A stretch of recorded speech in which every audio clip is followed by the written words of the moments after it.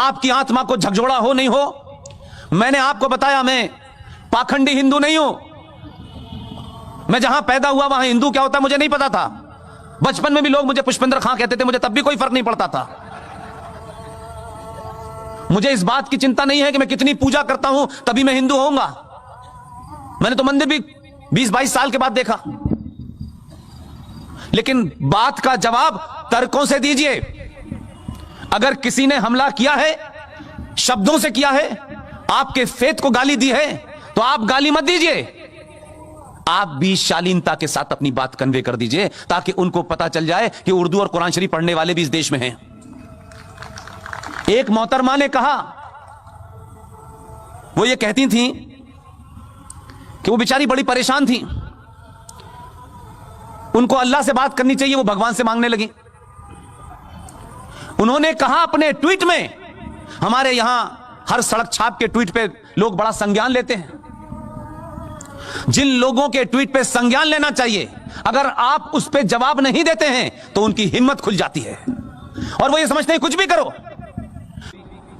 बहादुर हैं और इन छोटे भाई के पजामे और बड़े भाई के कुर्ता पहनने वालों से आप नहीं डरती।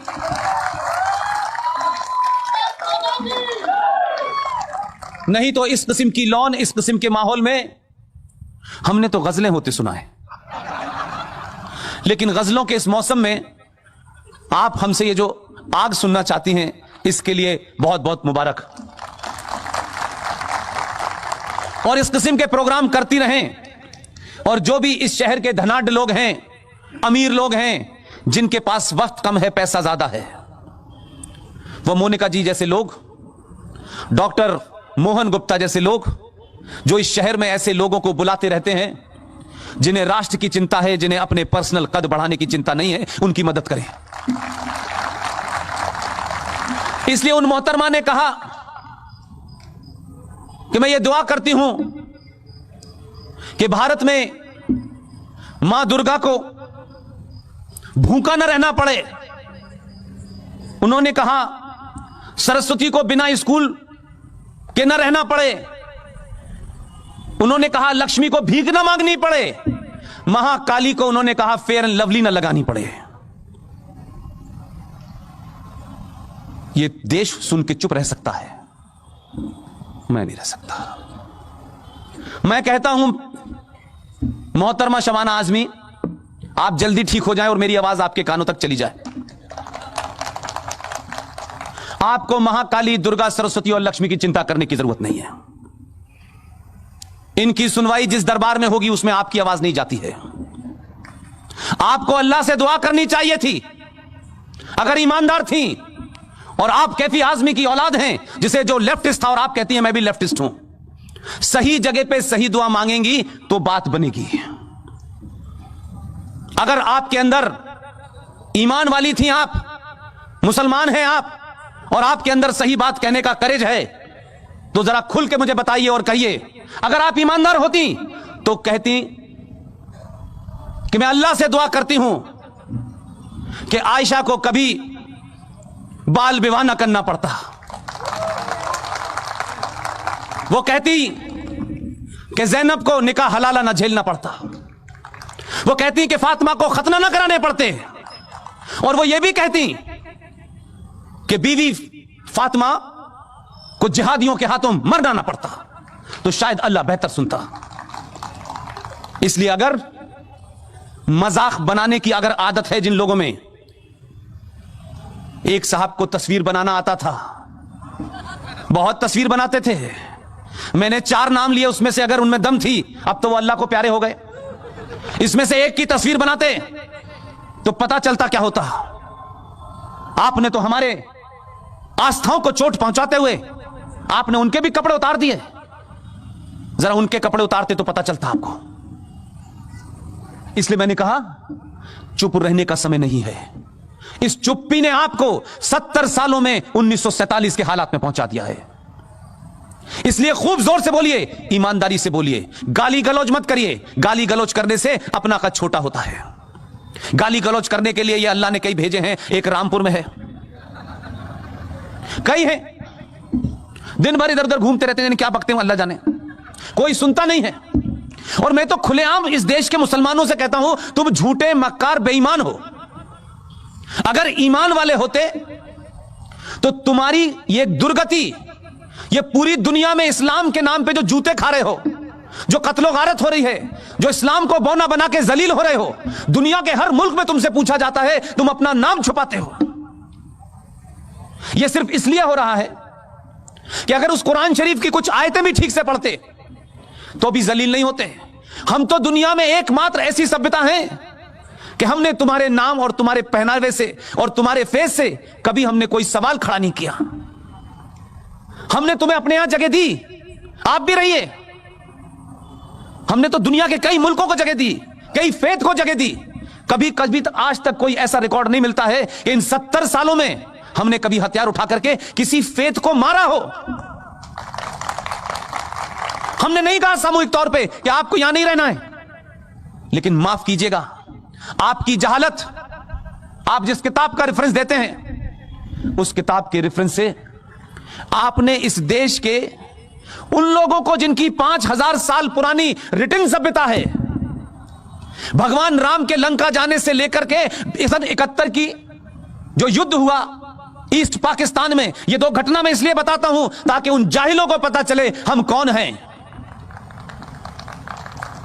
हमने तलवार के जोर पर दुनिया को नहीं कहा ये कबूल करो नहीं तो गर्दन काट देंगे, हमने कभी नहीं कहा। हमने कहा वहां जाने का रास्ता एक है, आप इधर से जाएं उधर से जाएं, लेकिन आप कहते हैं सब हमारे रास्ते से ही जाएंगे क्योंकि आपका ठेका है, क्योंकि सिर्फ वहां जाएगा, जन्नत में जो जाएगा वो आप ही जाएंगे, बाकी हम बाहर खड़े रहेंगे। आप कंफ्यूज हैं, आप एक बात कहते हैं, अपनी बात को दूसरे लाइनों में उसको कंट्राडिक्ट कर देते हैं। अरे हम तो ये मानते हैं कि ये कोई ब्रह्मांड है, ये जो कायनात है, ये जो यूनिवर्स है, ये कोई पावर है जिसका शायद हमें इसलिए ज्ञान नहीं है कि हमने सनातन छोड़ दिया। अगर सनातन पड़ा होता तो हजारों साल पहले बता दिया गया है कौन सा स्टार कहां है, किस कारण से है, किस चीज का क्या महत्व है। और यही कारण है कि जिन लोगों ने इतिहास लिखा है वो ये नहीं बताते कि ये जो प्रयागराज है, जो बड़ी मुश्किल से इलाहाबाद से आजाद हुआ है, वहां पर जो कुंभ लगता है, अगर कुछ लोगों का बस चलता तो वो कहते कि कुंभ भी 1947 से शुरू हुआ है। तो हमको ये बताया नहीं गया और हमारे लोगों ने जो शुद्ध साइंस है, कोई पूजा पद्धति नहीं है सनातन में, सनातन सिर्फ ज्ञान और विज्ञान और साइंस है, उस पर कुछ है ही नहीं। वो आज बता रहे हैं 2019 में 20 में कि ये जो आपका जो स्नान होता है इसका एक महत्व इसलिए होता है कि जो प्लैनेट्स की पोजीशन होती है वो 12 साल में एक प्लैनेट आता है और उस वक्त उसकी अल्ट्रा वायरस रेस की वजह से पानी के अंदर अशुद्धियां समाप्त हो जाती हैं और नहाने से आपको आसान हो जाता है और आपके अंदर कोई बीमारी पैदा नहीं होती। लेकिन यही बात हम कहते थे, लोग कहते थे ये मूर्ख लोग हैं, ये मूर्ख लोग हैं भाई। और आपको मूर्ख कौन कह रहा था? ये वो लोग कह रहे थे जिनका अल्लाह पे यकीन है। मेरा भी अल्लाह पे पूरा यकीन है, 100% है। देखिए पानी में इसलिए नहीं पीता हूं कि लोग कहेंगे पानी पी पी के देता है, तो मैं उनको ये चांस नहीं देना चाहता। लोग कहें बगैर पानी दिए भी देता है, तो वो कहते हैं हमारा अल्लाह पे यकीन है। अरे हमारा तो अल्लाह पे यकीन हजारों सालों से था, ऐसा नहीं था कि 1400 साल से 632 से शुरू हुआ, हजारों सालों से था। और आज भी हम मानते हैं यकीन आपका कमजोर है क्योंकि आप अल्लाह की आड़ में मुल्ला का इस्लाम चलाना चाहते हैं, आपका एजेंडा है। इसलिए मैं कहता हूं कि हम 1000 साल तक गुलाम रहे, इसमें कोई छुपने की बात नहीं है, इसमें कोई इंफिनिटी कॉम्प्लेक्स नहीं, इसमें कोई कुंठा की बात नहीं है। हमने जरूर कोई ऐसे काम किए होंगे, हमारे अंदर ये अशुद्धियां आई होंगी, हमारे अंदर कमजोरियां पैदा हुई होंगी, हम आपस में बटे होंगे, हमने जरूर किसी नियम का उल्लंघन किया होगा, ऊपर वाले ने हमको सजा दी। पूरे 1000 साल तक गुलाम रहने के बावजूद भी आज तक हमने ऊपर वाले से यह नहीं कहा कि तूने हमारा हाल ऐसा क्यों किया। हमने कभी नहीं कहा, हमने यह माना कि हमारी कमियों के कारण आज हमारे ऊपर लुटेरे, दंगाई, बलात्कारी राज कर रहे हैं।